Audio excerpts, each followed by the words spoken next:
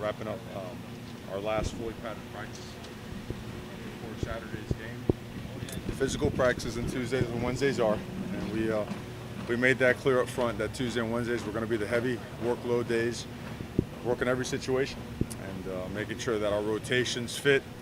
You know, what we described the other day in the depth chart, so that competition remains alive to give us a chance to assess today and tomorrow and see who gets out there first when the ball's rolled out on Saturday. Dylan Mitchell in the red no contact today. What's his status for Saturday? No contact. You know, yesterday he got a little bit dinged up. You know, I think upper body tweak or one of those things. But we don't think it's anything serious. So we expect to be full go on Saturday. Because he was out there with the first team, looked like, during some of those early media viewing periods. So clearly he's okay to take part somewhat. Sure seems like it, but you know, regardless of how minor, how serious an injury it may be, we always take some type of precaution to make sure it's not bad. But we feel really good about him on Saturday. During one of those early drills, you were getting after your linemen a little bit. Basically seemed like you weren't happy with what they were showing you. Focus, effort, is this where you like it to be this close to game day? It just, you know, I mean, nothing less than your very best is going to be good enough. It's just not, okay? And we see it all over the country every single week, and we have to have that mindset, and we're not going to accept anything else. And practicing good or just practicing better it's still not enough. So we want to make that clear. We want to make sure we coach with intensity, with passion. That's not going to stop. And I think our guys do get it, but you know, there's a reason that we wear the funny shorts and the whistles around our neck, right? We're there to motivate, we're there to challenge and push. And sometimes, you know, when guys have had a couple hard practices in a row, it demands that, you know, as a coach. And as a coach, you've got to be able to confront, demand your players with respect and with positivity, but with juice and energy to make sure you do it the right way. Jalen Red and Johnny Johnson are the two true freshmen at receiver last year, and then both are listed on your starting list.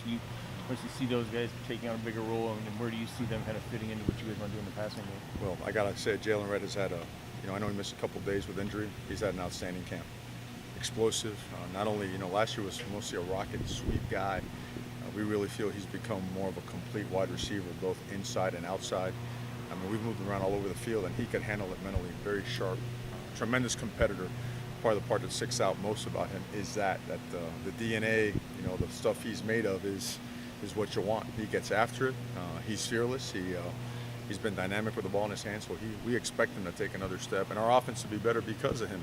And Johnny the same way. Johnny is a relentless competitor, you know. And you know, the best part about those two guys is that they enjoy being challenged. They enjoy being pushed, and you could coach them hard, and they want that. They want to be in a position where they have to test themselves on a daily basis, and they've made our offense better. Still working a lot of guys in the lineup. Is there a meeting, whether it's Friday night or Saturday morning, you say, okay, this is when we decide who's getting the first reps? Absolutely.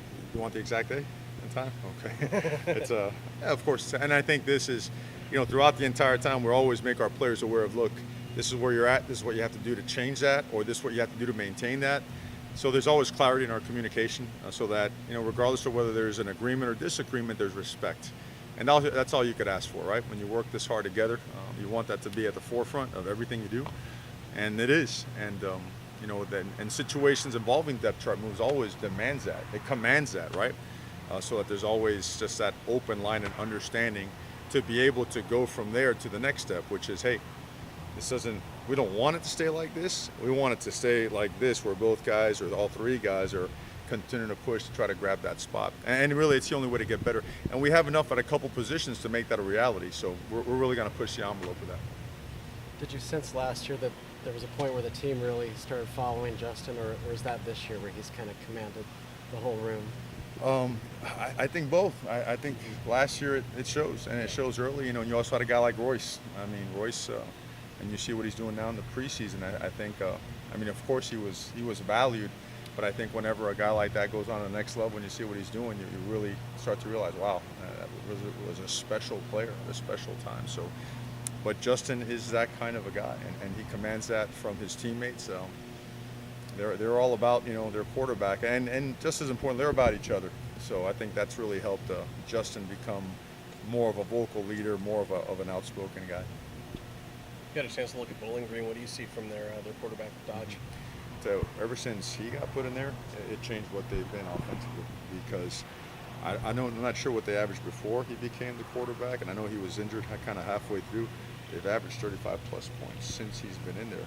And he's helped by the fact that those wide receivers that they have are long, athletic, explosive guys, and they get the ball out quick. They don't let that pass rush really affect them. So they get it out quick. They take their shots.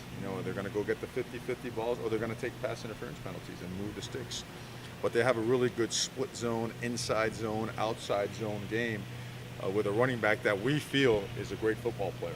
He's a downhill slasher type guy that'll make you miss and can go. He can break the big runs and make a lot of hay out of that. But he runs behind a big offensive line with a lot of experience. So we expect them to have, they have their set offensive line, but you could see that they've had those guys move to different pieces or to different positions, and there's a lot of cohesion there. So they've got a really good offensive team. A lot of Justin's progression has been about becoming a vocal leader. It also sounds like Jake Hansen has had a similar progression to become a lead. What have you seen on him vocally with the offensive line? Well, it's such a blessing when you come into a program and there's a center of his caliber there, because that guy at the line of scrimmage has to have the best presence along with a quarterback of anybody. And it's ironic that you mentioned that. The two guys that have to speak the most on every play are now speaking the most outside of just a play-by-play or the football field basis. The guy leads by example. The guy's all about doing it right. There's no give in with him. It's hard to find chinks and flaws in his armor, in his makeup, in his regimen. The guy's, he's a real deal student athlete competitor. I mean, that's what he is, and he brings that to the table, and it's infectious and contagious throughout the entire offensive line room and the offense. Mario, what's the pregame routine like for you? Can you sleep Friday night? Are you working all the way up to kickoff, or do you feel like the work's done now? You really never get to kind of sit back and enjoy the game until the season's over.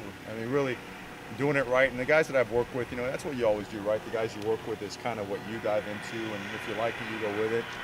I mean, you're working every second of the game. Every second of it, there's a set of eyes assigned to a certain part of the field that demands some type of correction, some type of adjustment. So it's the right kind of work. It's passion work. It's enjoyable work. And I know I'm not answering the question the right way, but it's about as good as I can do with it.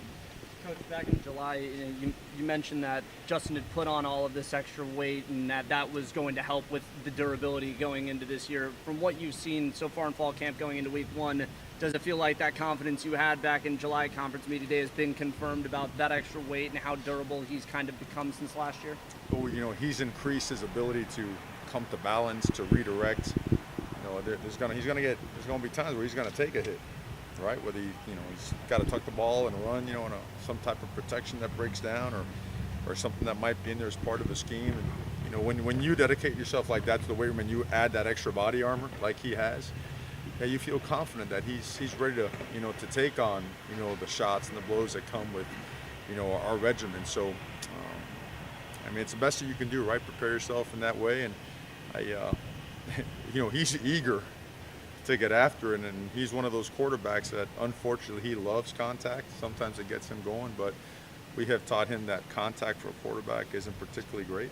So learn how to slide a little bit more and whatnot. But yeah, the guy's ready. The guy's ready, and he's really dialed in and focused, and all he cares about is making sure this team has success. You mentioned sliding back in July as well. Do you think he's gotten better at that over the course of this fall camp? I think so. I mean, he's a conscientious guy, and he understands that as much as he wants to go and take on the defender, it's best for the team for him to, when he's got the yards that he needs, to go ahead and live to play the next play.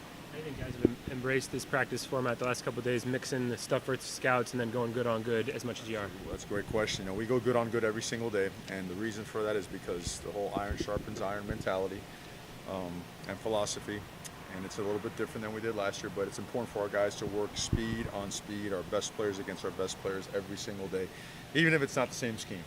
At some point in time, you have to block, you have to tackle, you have to throw and catch, you have to cover, you have to go and run by guys.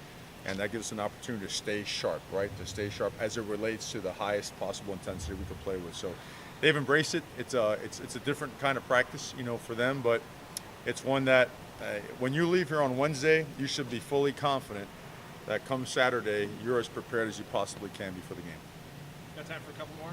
Are both sides running your own stuff in those periods? Do you have the good guys doing being scouts kind of? Like, will you have your one defense running Bowling Green stuff in That those we will periods? not do. When we go good on good, we're running our stuff absolutely. It's kind of like, hey, how's it going, man? Been a little while, right? We used to go against each other every day. Now we're going against the scouts. Now, it's good to have Jake Hansen and Jordan get after it. It's good to have Jalen Jelks and Justin Hollins go against, Calvin Throckmorton and test themselves and push themselves on a daily basis. Even if it's just for 10, 12 plays, it's really good for us. You mentioned, I think, 85, 90, 95 plays a game. Why is that why is that important to run that many plays in a game? Well, it shows a couple of things. It would mean that we're running the kind of tempo that we want to run. And number two would mean that, our defense is getting us the ball back on a pretty consistent basis. So we think it's a great formula, just analyzing it over the course of the years. And it seems like the right number to be at. Now, is it exact? I can't promise that. And there might be some days we're in the hundreds and some days that we're in the 70s. But we think it's an important part of the formula as it relates to tempo. Thanks, Coach. Okay, guys, thank you very much. Have a good day.